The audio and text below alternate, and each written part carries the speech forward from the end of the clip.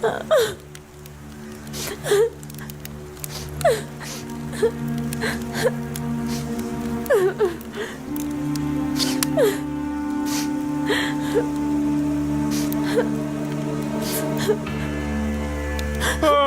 brother. Oh, brother. Oh, he's escaped towards Balkh's direction. We've sent some of our men after him. He's wounded one of them. I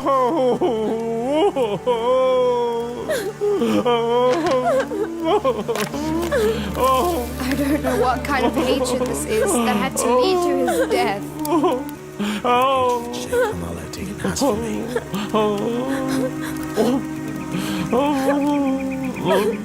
I wish I had listened to him when he told me to move to the other room. I'm sure he knew something was going on.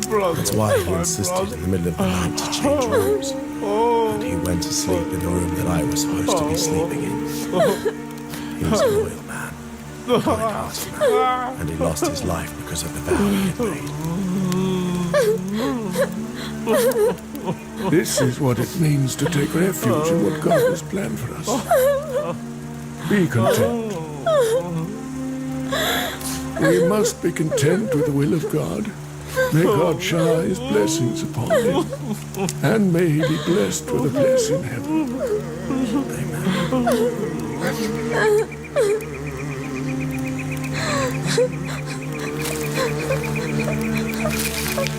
Come on, son. Get up. Get up.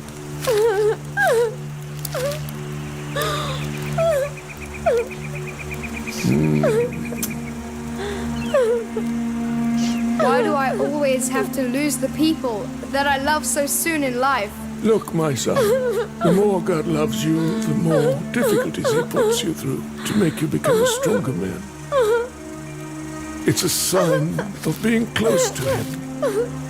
Haven't you heard the story about the two lovers, Leila and Majnun, and the bowls? Of all the bowls she had, she always broke only Majnun's.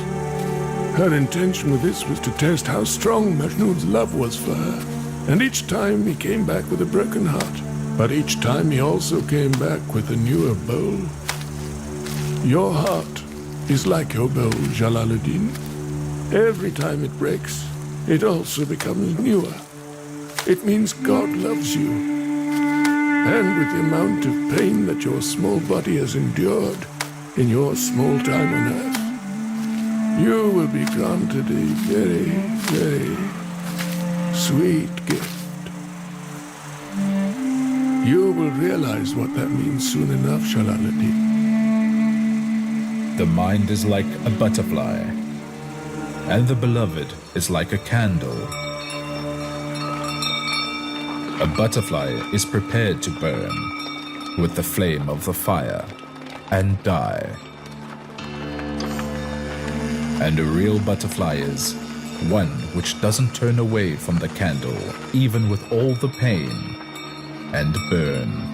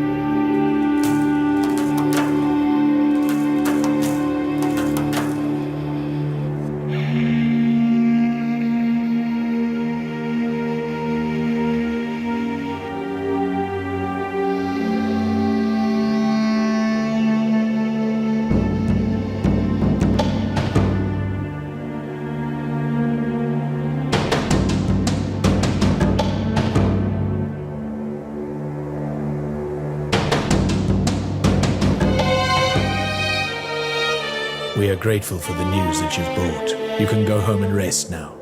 They will take good care of you.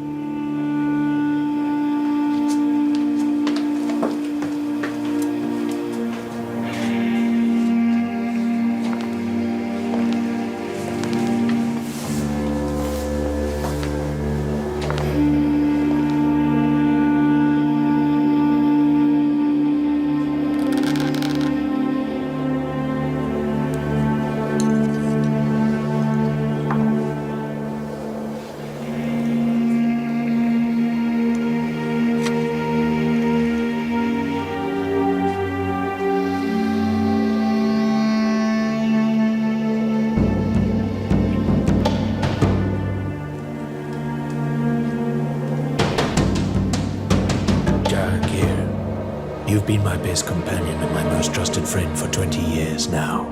Listen very carefully to what I'm going to tell you now, and remember it.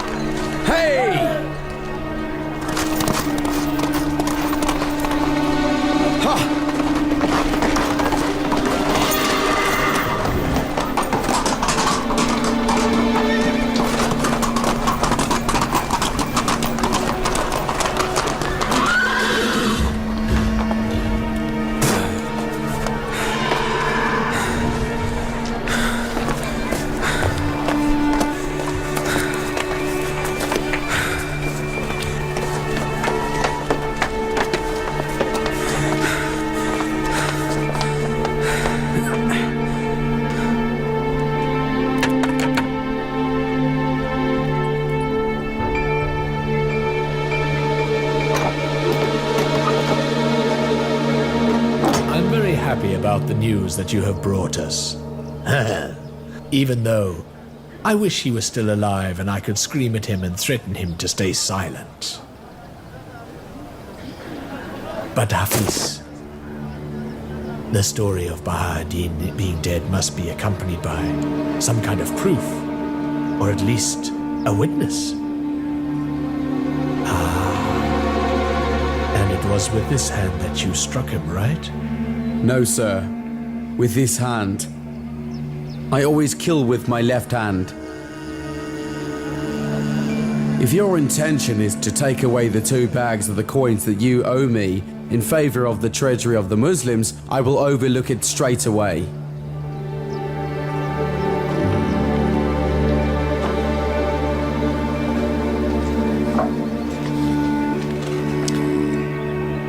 The way that Sheikh Kamaluddin has always worked is he only accepts things that are proven. There have been many things that have been said and heard that seem real but turns out to be untrue. It's obvious you have killed.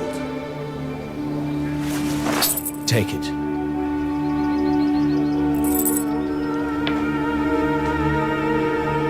Until we see how things turn out.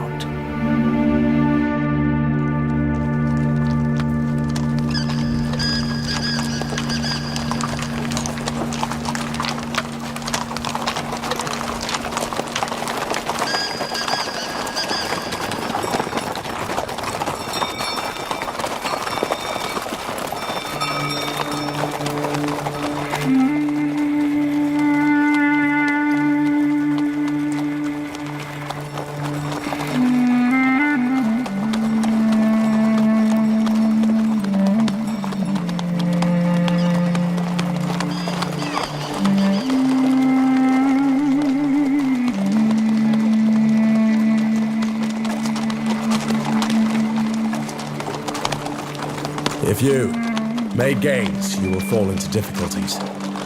One who's in love goes through many difficulties for his gains. These words were written by Atar. Recite me something from Atar. Oh God, your blessing is the sea of knowledge. Only a drop of your blessing is enough for us. In your path, those who lost their lives became great in the realm of love. Please light my heart with your greatness, O God, and make my heart able and satisfied. The yearning of reaching you is burning everyone. Don't burn everyone because of my separation from self. You are reciting it from heart. I don't know a Ta'aruf by heart. Should I recite Sana'i? Go ahead. You do not need to eat and sleep. You are free of doubts and similarities. You are free of faces and colors. You are free of flaws and faults. I can't describe you in any way because you cannot be comprehended. I can't speak of your likeness because you can't be comprehended in the mind.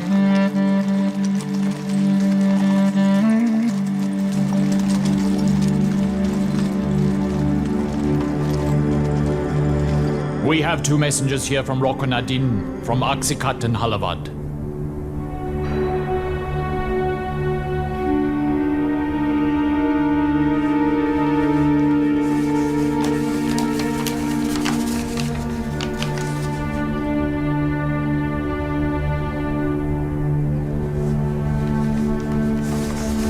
The Mongols have destroyed more than 7 cities and 30 towns, from the Chaganian to the Khobadiyon.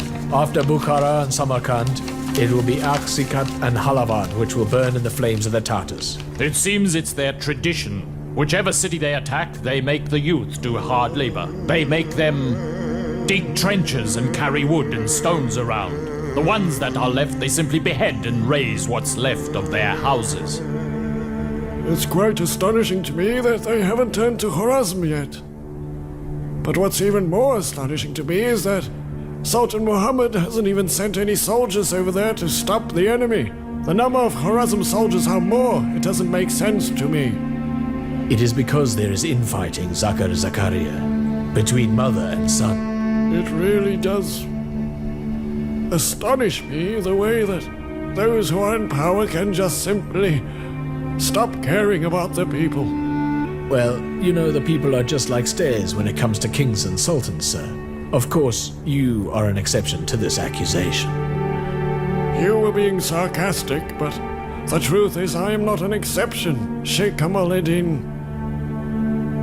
I know myself.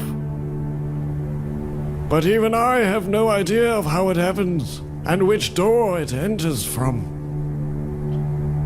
Does the writing say how many of Genghis' soldiers are coming toward the city? Does it say? It says Genghis divided his army into 4 divisions before he reached Otrar. 3 divisions each have 70,000 men. They've been sent to Otrar, Jand, and Khojand. And the greater part of the army is waiting to march towards Khwarezm. This is someone else's story. It's nothing to do with us. What should concern us the most is that the Mongols have now reached all the way to Aksikat and Halavad. So in 3 or 4 more days they would have reached Tarmaz. And Tarmaz is not too far away from Balkh. So what now, sir? What do we have to do? What we're sure about from the things that we've seen and heard is that there is no victory when it comes to the Mongols. So if I understand correctly from what you're telling me is that we should just leave the city to the Mongols and run away somewhere? I'm sorry, but from what I've heard, they only use the young for labor. Either way, surrendering to these people should not even be an option, in my opinion. In some of the cities, it's been said that there was no resistance. They even went to greet them with gifts, and still none of them was spared from Genghis' sword. But for me, it's about confrontation.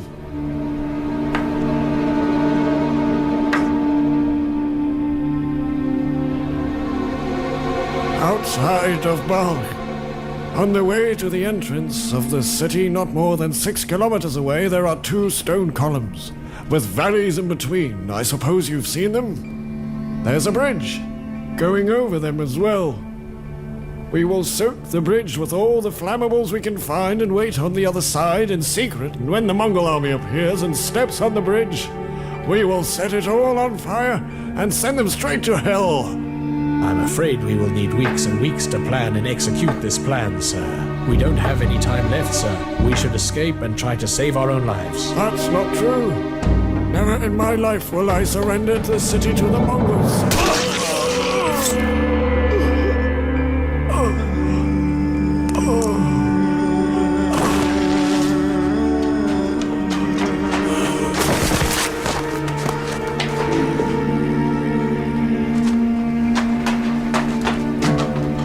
Even if there are 1,000 thieves on the other side of the door, they will still not be able to open the door unless they have a companion on the inside who will open the door for them.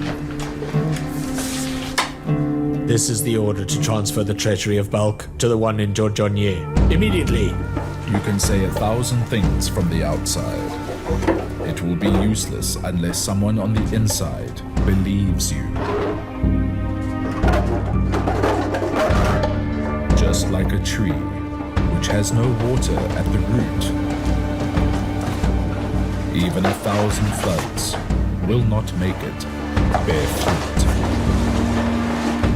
The only way that it will bear fruit is when it is watered at the root.